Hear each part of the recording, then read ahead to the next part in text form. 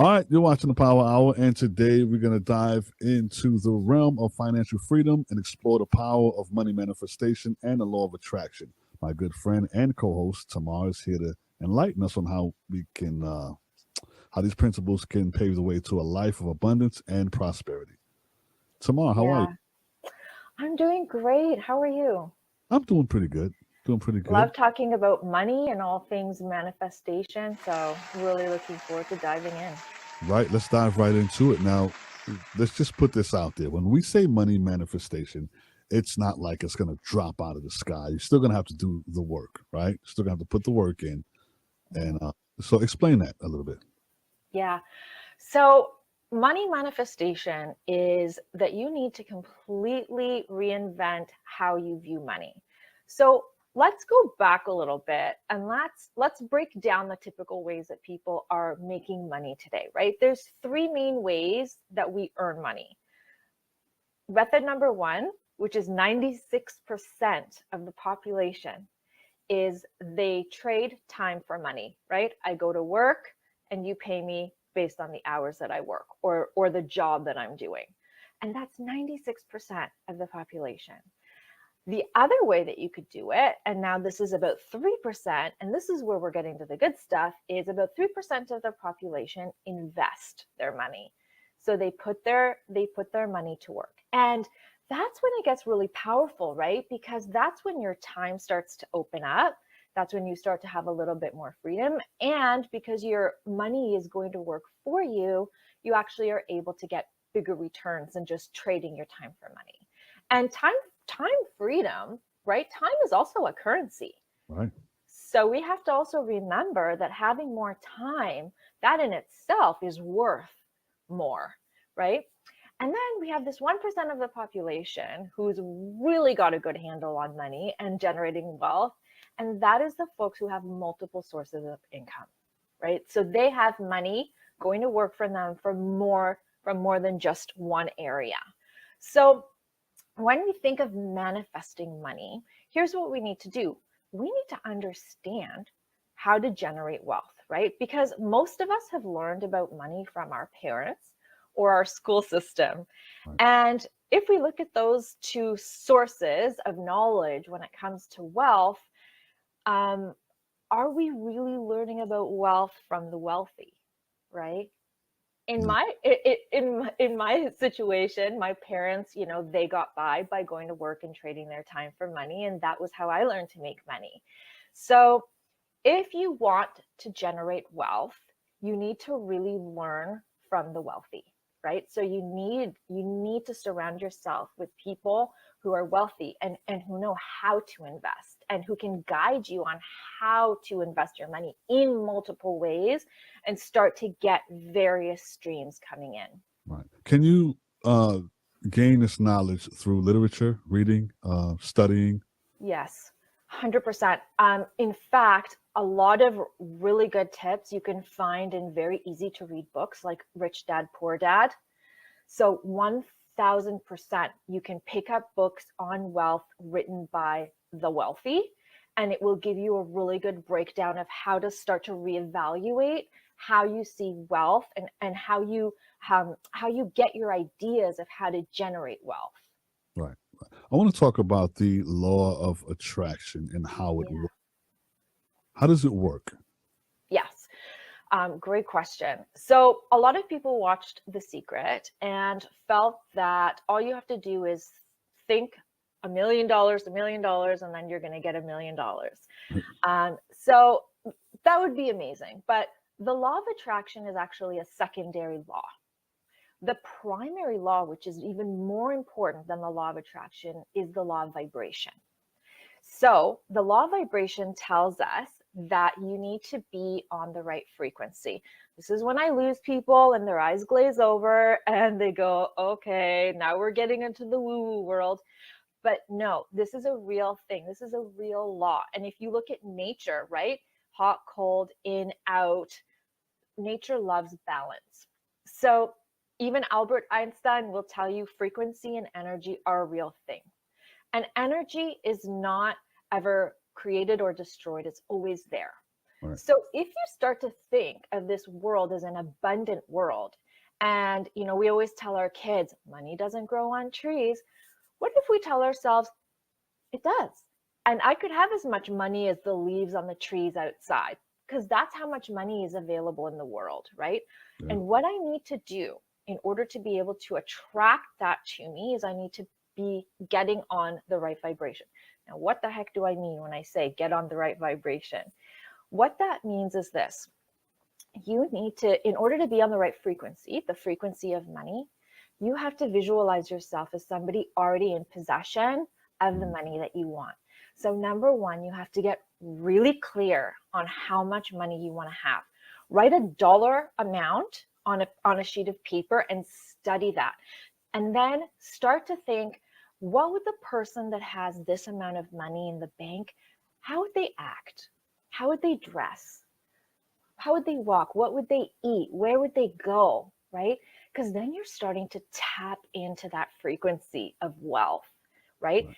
And you need to attach a lot of emotional attachment to that feeling. You need to really feel as though you already are that person. And the secret here is you need to feel that as if you already have it now. Right. Because when you tap into that gratitude and you say, I'm so happy and grateful now that I have X amount of dollars in the bank, and now that I have the freedom, all of a sudden your vibration raises because you're feeling full of gratitude, you're feeling excitement, you're feeling joy. That's the vibration that you want to be on. And that's when you can tap into the law of attraction. And that's when you can really start to write your goals about wealth. And the most fun, the best part about this is you can write down all of those goals and you don't need to know how you're going to get it. You don't even need to worry about how you're going to get it. You just need to know what your end goal is. The how will fill itself in for you. Right. Now, what about the people who may be watching this and saying, well, how long is it going to take? I mean, I want it now. Don't we all? Yes. Right. So this is one of the things about the way that the universe works. One of the mysteries of the universe is it's never going to come the way you think it will. And it never is going to come when you think it will. Did I lose you? I'm here. Okay. So when we start to have expectations of, I want to have this and that, and now I want it tomorrow, and I want it now, we're actually now trying to force the process. And by doing that, now I'm starting to lower my vibration because I'm going, okay, universe, I'm ready. Where's my money? Time's ticking. I wanted it now. Right? That's not the right approach. And when we start to try to control the way things happen, the further away that end line is going to be. Right. So it's important to have the mindset and stick to and you got to have faith and you have to believe, because that small inkling of doubt would ruin the manifestation. Now is discipline. Let's talk about discipline when it comes to managing. I want to jump into managing our finances, because once you have manifested the money, now you have to manage it. Now you got it. Now you have to figure out a way to keep it. What's the best way people can manage their money? Isn't it fascinating that something like 93% of lottery winners lose their money within 2 years? And it's exactly because they aren't managing their money. And that we see over and over again with people who all of a sudden get a large amount of money, a lot of athletes or performers or actors, and they're not used to what it feels like to have money. Yeah. And their paradigm, their programming says, I'm used to struggling. And the crazy thing is then as soon as they get the money, they go back to that. They go, no. I'm not the person who's supposed to have so much money. Now I don't know what to do with it. And they will spend it, or they will make bad investments, and then soon they'll lose it all. So the secret to managing that money once you have it is this, is you have to set goals for yourself. So when you have that money, you need to set now a bigger goal, and you also need to start to have a sense of purpose. What are you going to be doing with that money? You need to be allocating that money. So you need to tap into finding multiple income streams so that you can continue to have this money working for you. But also, you really need to be able to give back, right? This is now that you've tapped into that wealth And now that you have more time, money, energy, you need to start giving some of that back to humanity, because now you're in a position to do something really amazing for people around you. Right. Now, I want to go back to, when you said people lose it quickly. Yeah. My thing with that is we do get afraid sometimes. People who come into a lot of money kind of get scared and they don't know what to do with it. And that's because, in some situations they were brought up in, not so good upbringing and weren't taught how to manage that money. And so they get afraid and they start making silly purchases and overspending. And before you know it, it's all gone. And I've seen it happen with my own eyes with some close friends of mine. Now, let's go back to discipline. Discipline, how does it play a role in budgeting and saving? You have to have Well, discipline, right? you have to have discipline. So, number one is you need to learn from the best. You need to surround yourself with people who also have a lot of money and know a lot about generating and holding on to wealth. You want to start to tap into the idea of generational wealth, Right. right? Breaking the chain of having and losing and moving to the chain of having and gaining more. Right. So that's the number one thing. The second thing is, yes, you do need to tap into that discipline because you're now a new person. And along with that comes a responsibility to have a different self-image. Right. So you now have the responsibility to become the person who invests and uses and spends and saves that money in a wise way, right? That becomes now the new norm for you. That becomes the new programming and the new discipline. And that takes studying. You need to know long term what you should be doing with that money, and then you need to have the self-discipline not to go and squander it and save it. Maybe you go and buy yourself some big toys. I'm a huge proponent of paying yourself first, right? Right. That is part of wealth, and that is part of that beautiful frequency that you want to be on. So you need to just be able to invest in yourself, buy yourself a few of the things that you really want, and then also learn how to be smart with your money and continue to have it work for you. And that is all going to come down to having a different self-image. All right. Now, you believe in not hoarding money, right? Yes. Talk Yes. to us about that. You believe in when you get it, just spend it, right? Yeah. I do. And a lot of people are like, what are you talking about? Okay, she's crazy. Here, work with me here. So if I'm holding on to my money, right? I'm holding on to it because my mom and dad taught me, and this is actually my situation where my mom and dad said, you have to work really hard, right? And all the money that you have to save. You have to hold on to it and you have to put it away for retirement. Do you see how tense my body language is when I'm even just doing this? Because I'm Yeah. holding on to it. I'm tense now because I'm worried that if I spend any of my money, I'm not going to have any more. Right. That's the essence of having a scarcity mindset. And that's the shift that people need to make when it comes to money. When we think of it from a standpoint of being really limited and I need to hold on to it, we're going to be inviting more of that feeling of debt. If I'm constantly thinking, oh no, I'm going to have debt, so I need to hold on to my money, you can see how tense I am. I'm not in a good vibration. So the first thing that you want to do with your money is you want to give, right? My arms are open. Do you see how much more pleasant I am right now when I'm giving? Maybe I'm going to give to somebody in need. Maybe I'm going to give to my family. Maybe I'm going to spend it on something, right? I'm going to do something good with my money. I'm going to give. And when I give, just for the sake of giving, with no ulterior motive other than to be kind and to help humanity, my arms are now also open to receive, right? And you remember we talked about how nature is all about balance. So that's how the universe works as well.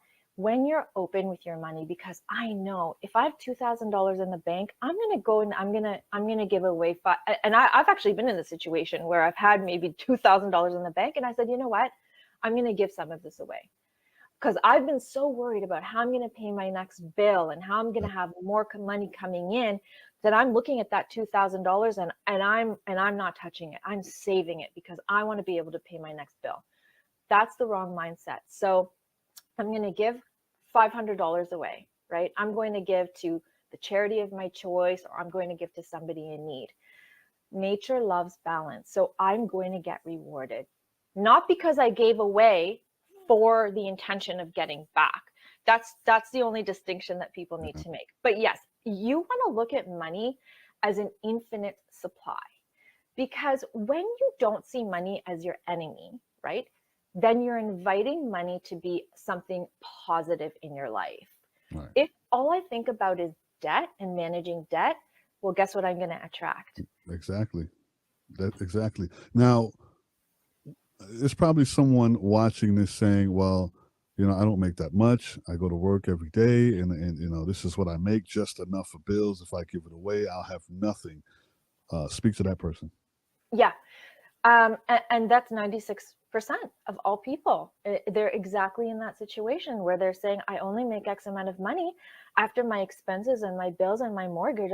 What do you want me to do? I don't have any money. In that situation, I would say this: if you have some money, give a little bit of it away. Just allocate some of it. If you don't, if you are really paycheck to paycheck and by the end of the month you have nothing, maybe you're at a negative, maybe you're going into a negative balance each month. In that situation, you can still give back in an equally powerful way because you have your time and energy that you can give to somebody else. You can do that in an evening. It doesn't take, you don't have to do this 5 days a week. You can pick 1 hour in a day to go and do something for someone else, and you're giving back. And time and energy are just as powerful as money. Right. I was going to say, it doesn't have to be money that you give away. No, Right. you have so much. Each person has so much in them that they can give.